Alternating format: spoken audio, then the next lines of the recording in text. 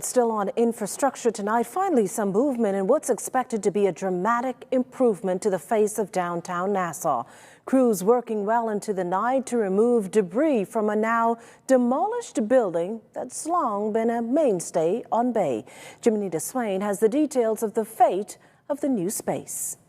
The Union Wharf building that you're taking a look at and several others on Bay Street have long been considered eyesores. Now the government is taking action to get rid of them. We're going to begin in earnest the demolition process here on Bay Street.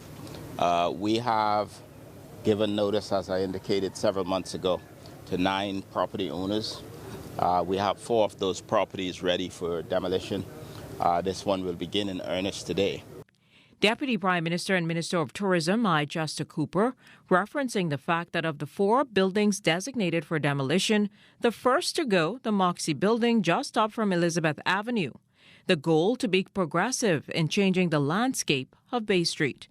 Prime Minister the Honourable Philip Davis walking side by side with his deputy, the Attorney General, officials from the Antiquities, Monuments and Museums, as well as those from the Ministry of Works as they toured the 2 buildings ahead of the big knockdown. What we propose to do once we've demolished the buildings is to turn them into green spaces.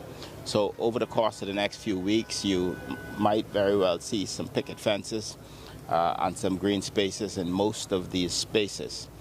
It was last month that the Ministry of Works placed a letter of demolition on the door of the Moxie premises, indicating that it was in a ruinous state. The decades-old building then had to be demolished and all debris removed within 60 days. Minister Cooper says the owners opted to pay for the demolition and there was no contention. The property owners of the Moxie building were also on site and they shared their thoughts on the process. You would notice that on the porch we had a sketch up where we are probably looking to develop into a mixed-use building where retail on the bottom, offices in the middle, and we know that the government is keen on making Nassau a livable city and some apartments at the top. The current budget earmarks $1 million for Bay Street's beautification.